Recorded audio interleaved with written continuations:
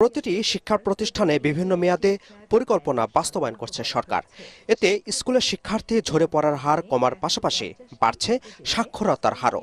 শিক্ষা অর্জনে সবাইকে আগ্রহী করতে প্রাথমিক শিক্ষা সপ্তাহ উদ্বোধন অনুষ্ঠানে যোগ দেন প্রধানমন্ত্রী শেখ হাসিনা। রাজধানীর ওসমানী স্মৃতি মিলনায়তনে আয়োজিত এ অনুষ্ঠানে শিক্ষার সম্প্রসারণে বিশেষ অবদান রাখায় জেলা প্রশাসক, উপজেলা শিক্ষা অফিসার ও শ্রেষ্ঠ শিক্ষা প্রতিষ্ঠান ও শিক্ষকদের প্রাথমিক শিক্ষা পদক তুলে দেন তিনি। প্রধানমন্ত্রী বলেন, দেশকে এগিয়ে নিতে শিশুদের সুশিক্ষার বিকল্প নেই।